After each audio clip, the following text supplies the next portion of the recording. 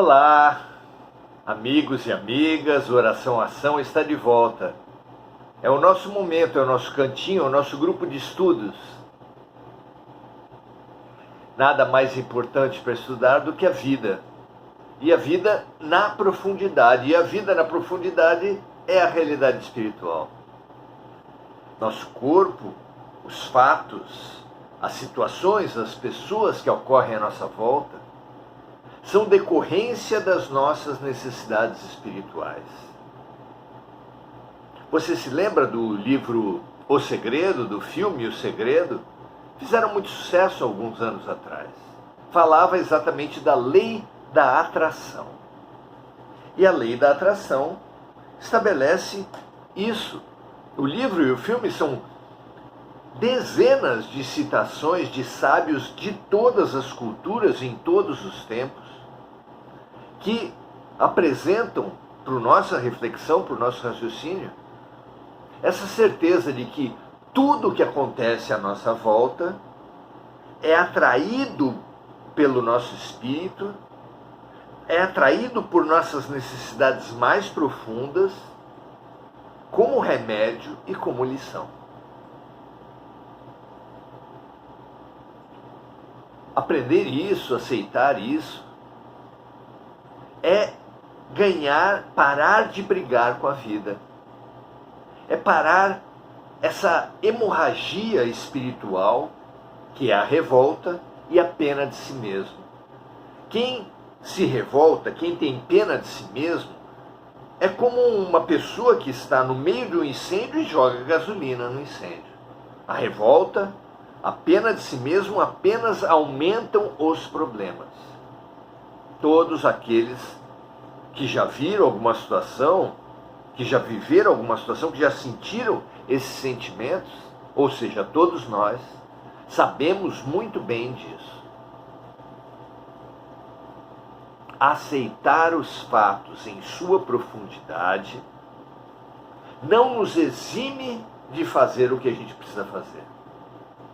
Quem tem uma doença deve procurar a ciência, a medicina, a psiquiatria, a psicologia. Tendo feito tudo o que a ciência prescreve, aí sim entra a aceitação. Isso serve para todas as situações. Façamos o que precisamos fazer para superar os nossos problemas.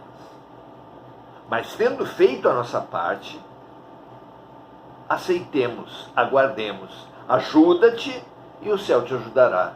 Busque o reino dos céus e tudo mais te será acrescentado. Que essa atitude permeie, oriente todos os nossos atos diante de todas as nossas dificuldades. Muito bem, hoje vamos pensar a nós mesmos diante da revelação, diante da realidade espiritual. Quem somos nós diante da realidade espiritual? Como temos agido, reagido, como temos visto a realidade espiritual?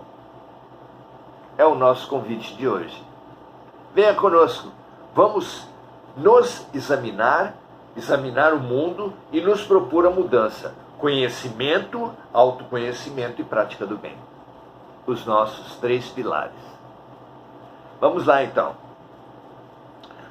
Hoje nós estamos no 5º artigo, feito por Allan Kardec, ao fim de O Livro dos Espíritos. O 5º artigo vem falar sobre o espiritismo e aqueles que o difamam.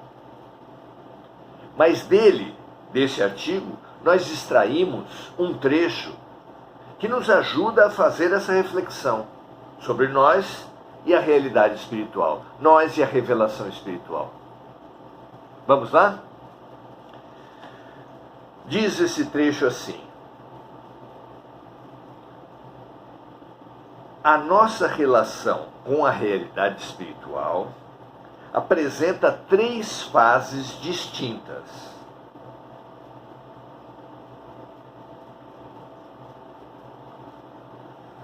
Quais são essas fases pelas quais passa todo aquele que se defronta com a realidade espiritual?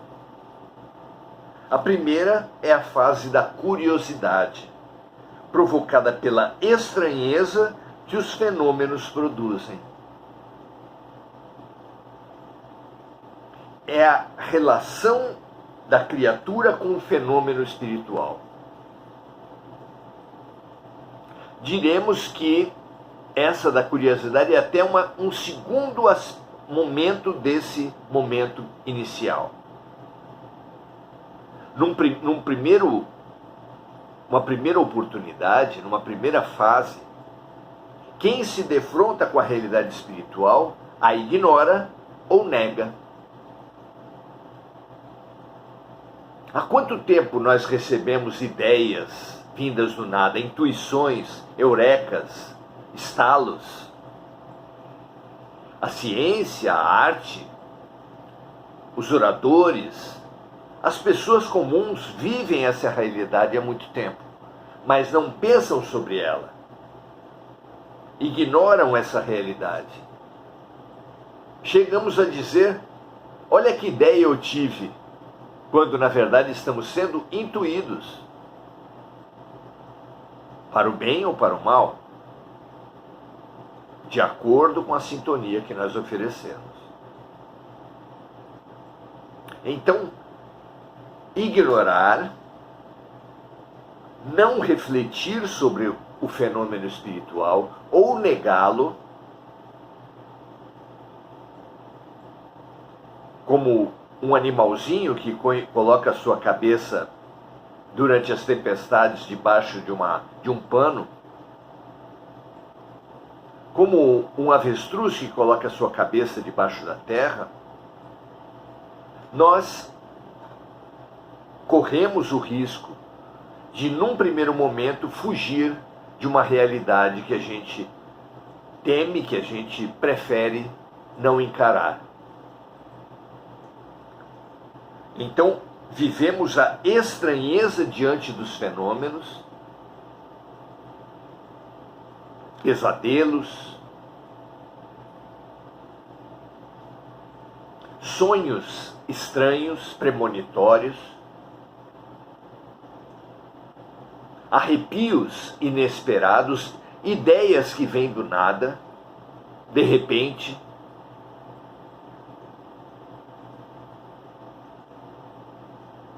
Visões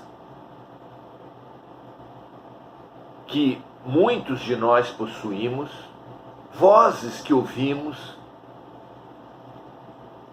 e que a maioria das vezes não comentamos com ninguém, naquela linha que nós falamos de ignorar ou negar, como se com o tempo tudo passasse. Não passa, às vezes se acirra,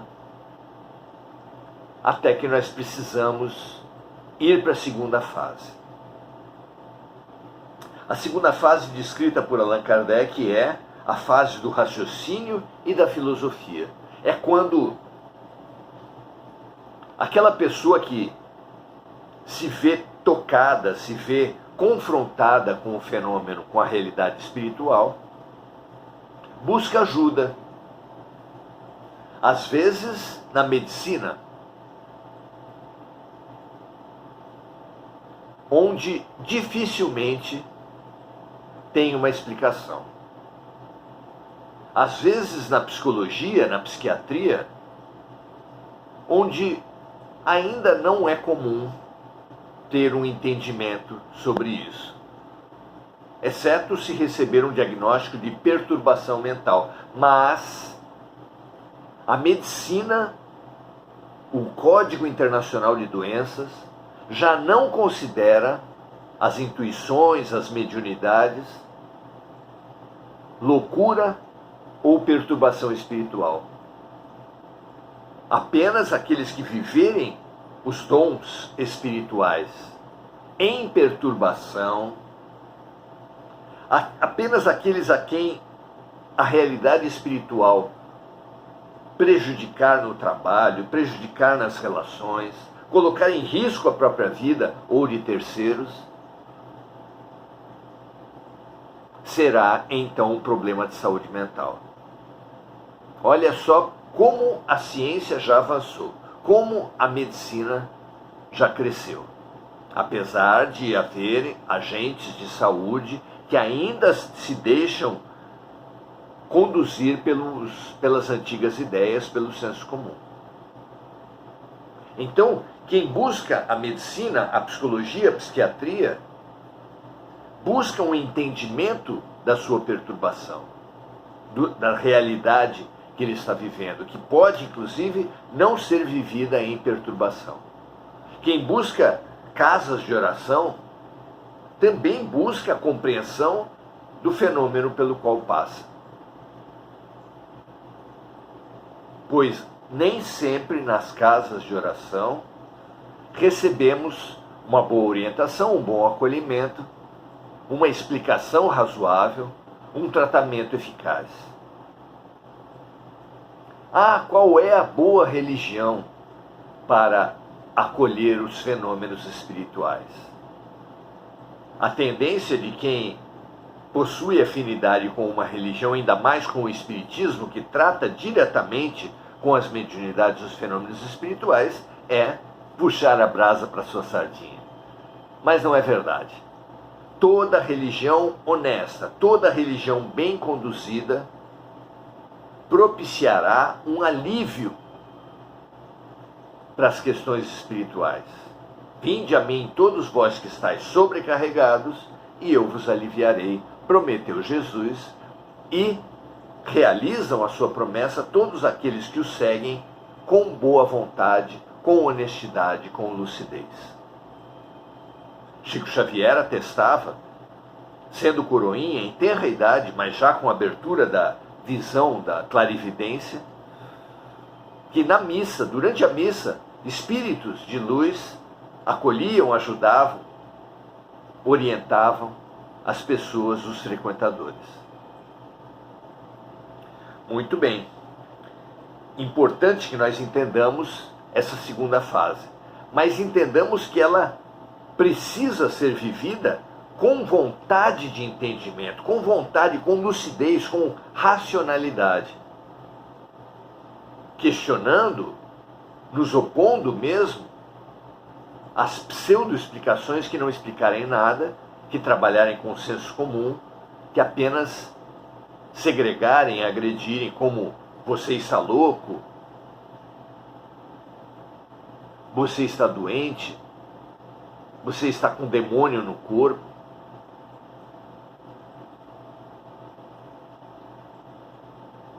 Toda saída externa que for oferecida àqueles que buscarem ajuda nesse momento, toda ajuda apenas externa deve ser questionada, precisa ser questionada. Até Jesus, quando curava as pessoas, inclusive os chamados perturbados espirituais, os endemoniados, dizia: a tua fé te salvou. Sem a participação da pessoa, nada se obtém, nada se consegue.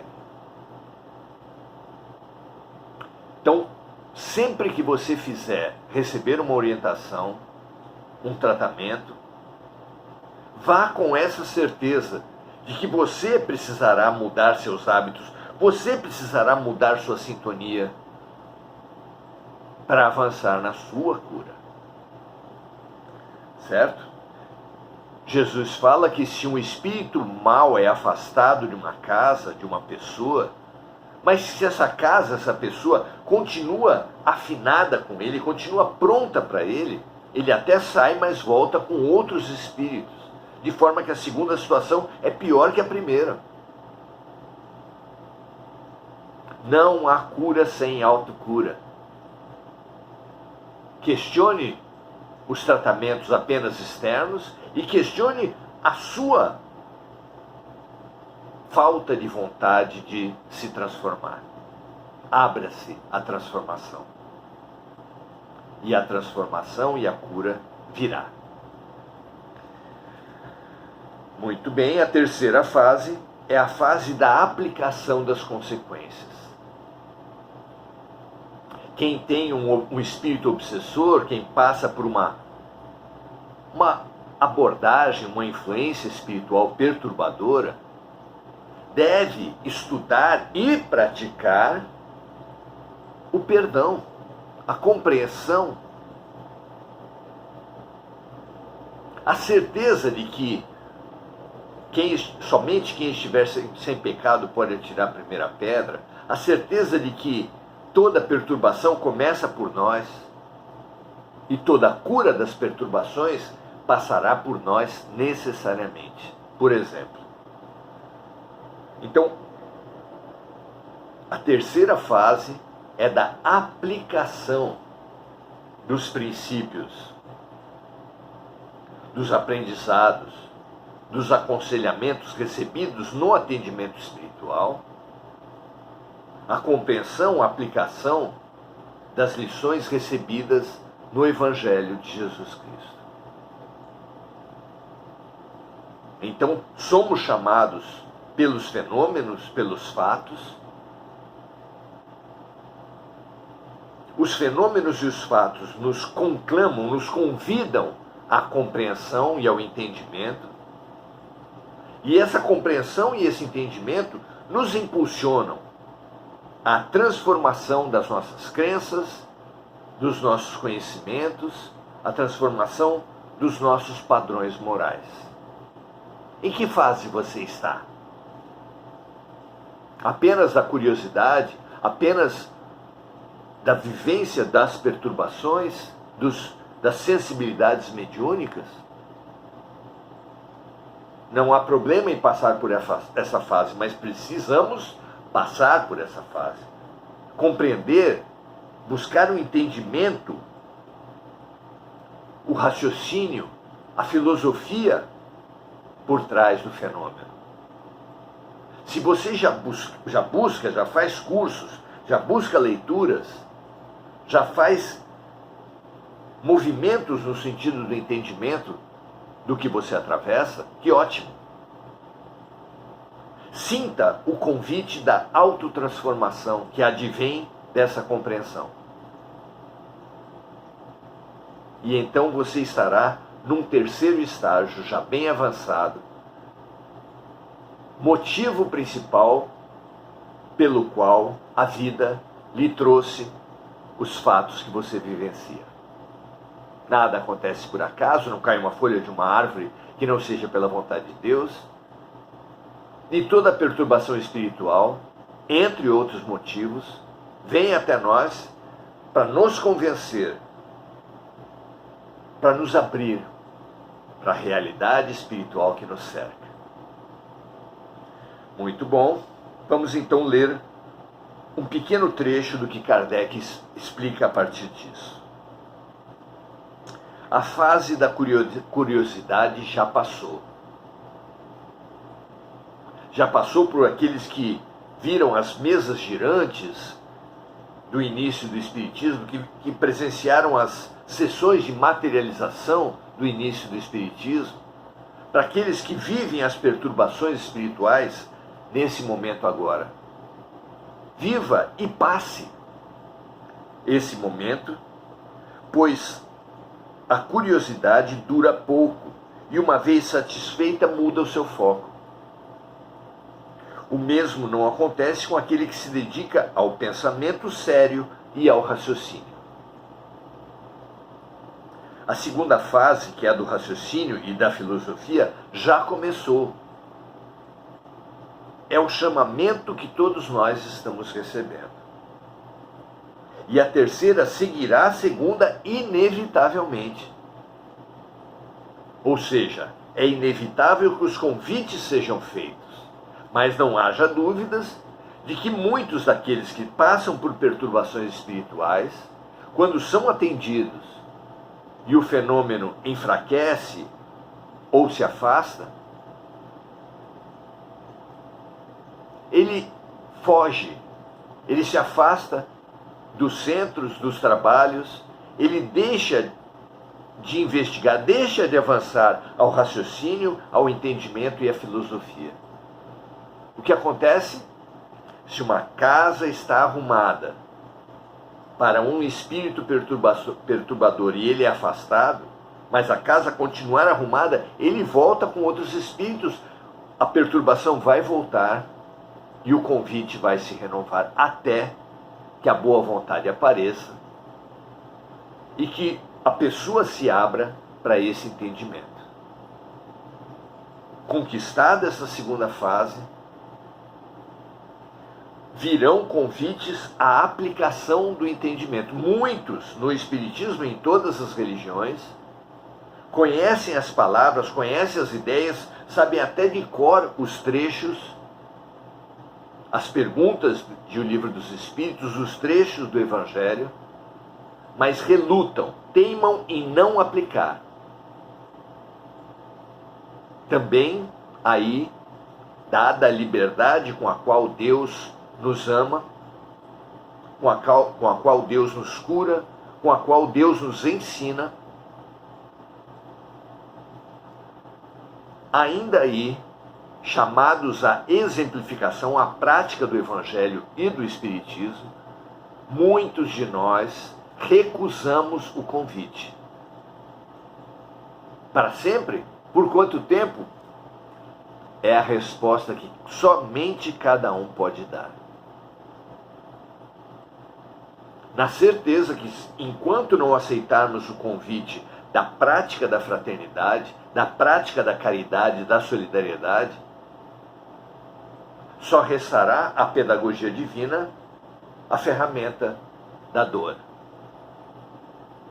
Aprendamos pelo amor e tornaremos inativa, sem sentido, a ferramenta da dor. Que assim seja. O Espiritismo progrediu principalmente depois que foi melhor compreendido na sua essência e depois que lhe perceberam o alcance, porque ele toca no ponto mais sensível do homem, a sua felicidade. Mesmo neste mundo. Aí reside a causa de sua propagação, o segredo da força que o fará triunfar. Enquanto aguarda que a sua influência se estenda sobre as coletividades humanas, ele já torna felizes aqueles que o compreendem. Mesmo aqueles que não presenciaram nenhum fenômeno material de manifestação dizem: além dos fenômenos existe uma filosofia. Essa filosofia me explica o que nenhuma outra havia me explicado até então. Nela encontro tão somente pelo raciocínio uma demonstração racional dos problemas que interessam muitíssimo ao meu futuro. O Espiritismo me proporciona calma, segurança, confiança e me livra do tormento da incerteza. Ao lado de tudo isso, a questão dos fatos materiais torna-se secundária.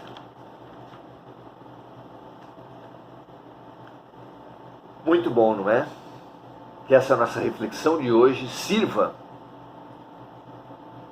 para nos analisarmos, para nos posicionarmos frente a tudo que temos vivido. Temos negado? Temos ignorado voluntariamente os fenômenos?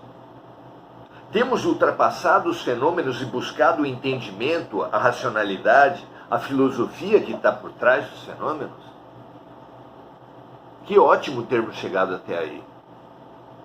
Percebamos agora, mais que nunca, o convite à prática dos princípios morais, advindos do Evangelho e advindos da revelação espiritual. Fora da caridade não há salvação. Ajudando os outros, você será mais profundamente ajudado. É o princípio que norteia os alcoólicos anônimos já no seu último e 12º passo.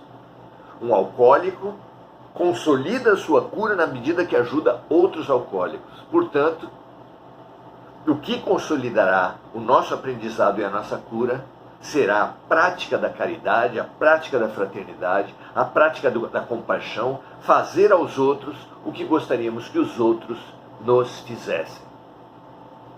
Analise essa mensagem de hoje. Avance no atendimento aos convites da vida. E dentro do espiritismo ou fora, não interessa. Abra-se à realidade espiritual, abra-se aos convites do amor, abra-se aos convites de Deus, porque Deus é amor. Que assim seja para toda a humanidade. Esse convite chegue e seja atendido. Muito bem, graças a Deus. Vamos agora saudar os amigos que estão conosco aqui nesse grupo de estudos. Enir Cajazeira, desejando que assim seja. Mônica Silva expressando sua gratidão. Marco Aurélio Trindade, recebemos vossa luz. Amor é fé, ou amor e fé são nossa cura, sem dúvida. Muito bem, Marco. Mônica Silva, lembrando de amigos encarnados e desencarnados, podemos praticar a caridade aqui mesmo, nesse nosso ambiente de estudo, imaginando a terra escura e suja, recebendo dessa nossa singela experiência uma luz que, elevada ao alto, se multiplica pela ação dos amigos espirituais, pelo amor de Deus, como o pão, em tão pequena quantidade, se multiplicou nas mãos de Jesus. E assim como o pão da multiplicação saciou a fome de milhares de pessoas, que a nossa luz aqui, espalhada e multiplicada pelo globo inteiro, possa curar e ensinar, saciar e atender a toda a humanidade. Muito bem, Mônica lembrando então dos amigos encarnados e desencarnados, que todos os que estão no coração da Mônica e no coração de cada um aqui, que assistem ao vivo ou em gravação, recebam a multiplicação da luz aqui gerada. Enir Cajazeira dando o seu boa noite a todos, e fica a nossa saudação a todos os amigos, e o nosso estímulo para que compartilhem. Mais e mais pessoas precisam parar de ignorar, parar de negar e praticar Jesus Cristo. Como disse o próprio Mestre, nem todo aquele que disser Senhor, Senhor, essa prática do louvor tão exaltada em tantos cristianismos, entrará no reino dos céus, mas sim aquele que praticar a vontade do Pai. Que sejamos nós aqueles que atendem o convite de Jesus. Paz e bem a todos, até a próxima. Amanhã, sábado, estaremos aqui novamente. Grande abraço e até amanhã.